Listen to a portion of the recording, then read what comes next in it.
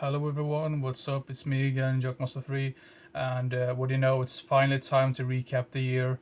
Uh, and in this video, I'm gonna talk about the top 10 best movies I watched with 5 honorable mentions.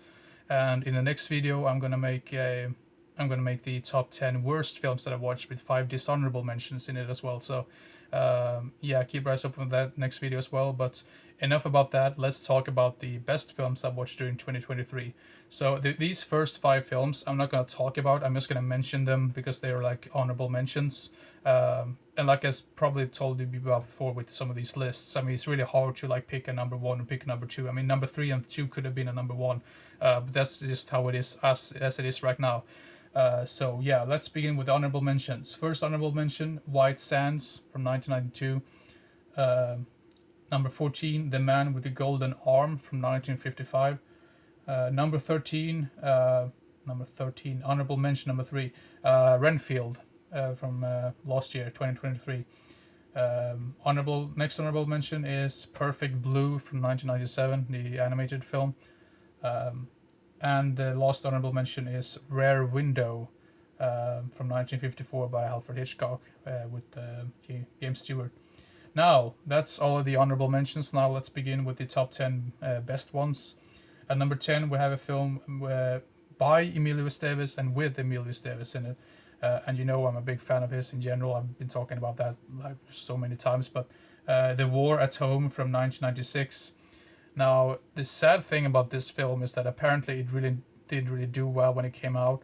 It's basically about this war veteran that comes home and he has to deal with like regular life, like back home in America after the Vietnam War, and he's like having all these struggles to adapt to the new life. Basically, it's sort of like a similar story that's been told before, but I think because of the directing and the acting in general for all of these, everyone involved, I thought was really great.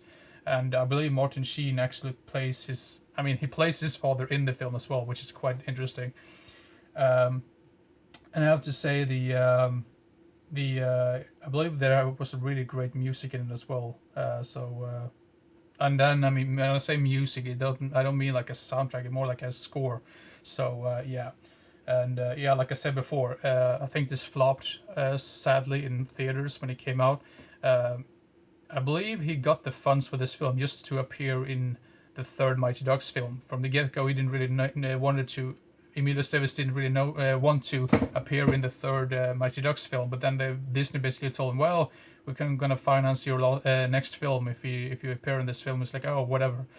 So yeah, the War at Home at number 10. Then at number 9 we have a film by Ron Howard. This is a film called Backdraft from 1991. Great film overall. The only issue I had with this film was like the twist towards the end, which doesn't make a whole lot of sense to me, or like the motivations behind it or something. So, but it kind of felt realistic in a way. Maybe not really towards the ending, but like in general, the rest of the film. I'm not sure if this was based on true events. It could be. I'm not really sure, but have to correct me on that if I'm wrong. But yeah.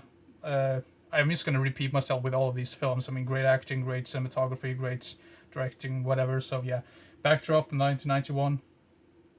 Then at number 8, we have a comedy which really surprised me. Now, this film has Michael Keaton and Maria Conchita Alonso in it, and the film is called Touch and Go from 1986.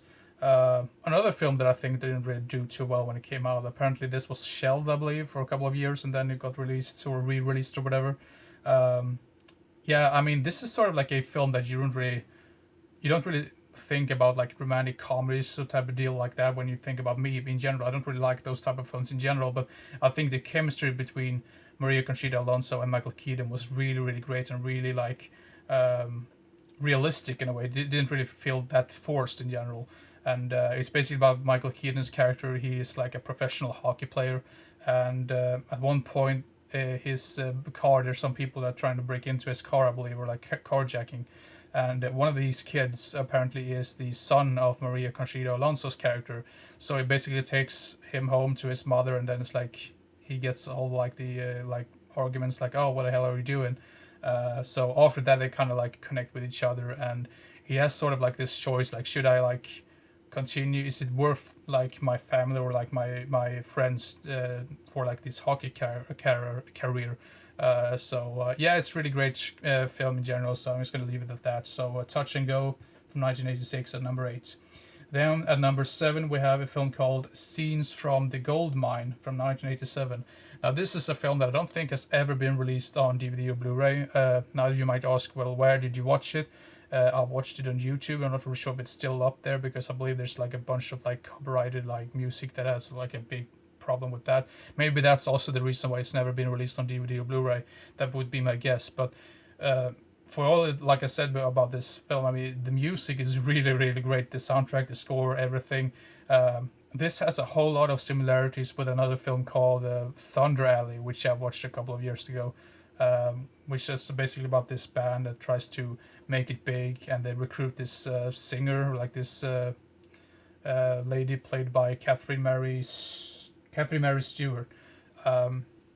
And she's kind of like getting more and more involved in this band, and she like kind of writes the lyrics and like some of the songs, and then they perform that, and then there's some tension within the band and stuff like that.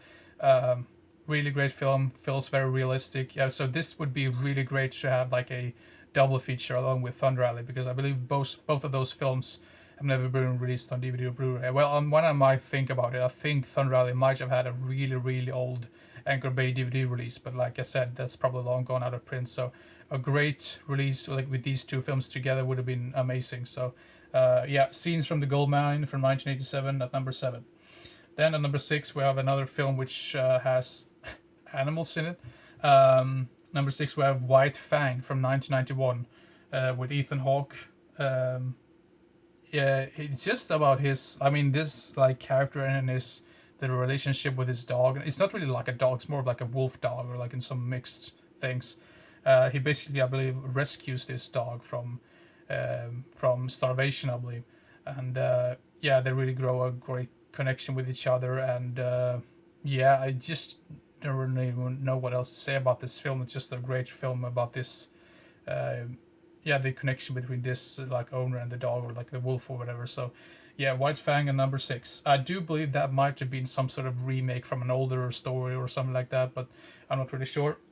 Then we have a film that I mentioned in the was it the previous top 5 of the month, I believe, or maybe the previous one before that, but The Incredible Journey from 1963.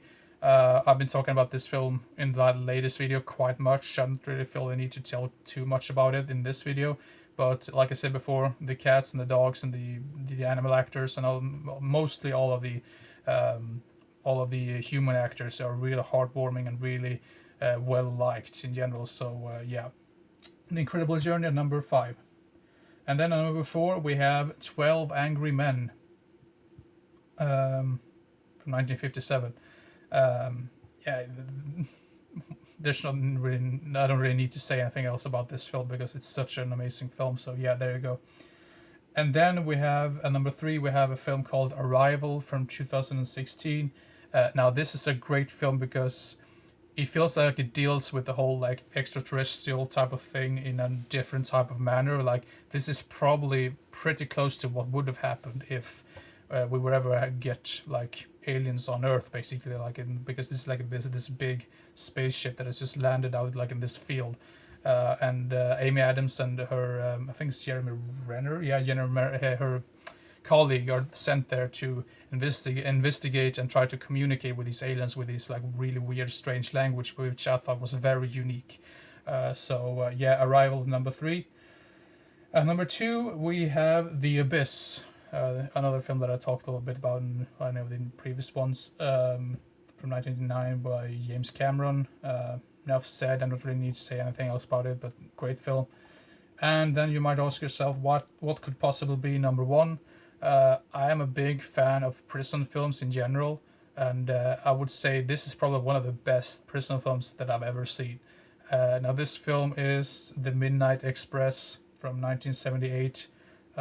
This is definitely up there with like films such as Shawshank Redemption, The Green Mile, the Animal Factory, and maybe even not like Animal Factory is a good film, but maybe not as good as these 3 that I just mentioned. But this is definitely one of the best prison films in general. Yeah, what I believe also this is also based on true events. and that's even more fascinating to me when it's like based on true events and like they show you what kind of happened in this prison. Yeah, I don't need to say anything else about that. It's a classic. If you haven't seen it, go check it out. So yeah, Midnight Express from 1978. So yeah. So that's all of the best movies that I've watched during last year. Next time is not going to be as funny because I'm going to talk about the worst films that I've watched during the whole year. So you keep your eyes open for the next for that video, and yeah, see you next time. Bye bye.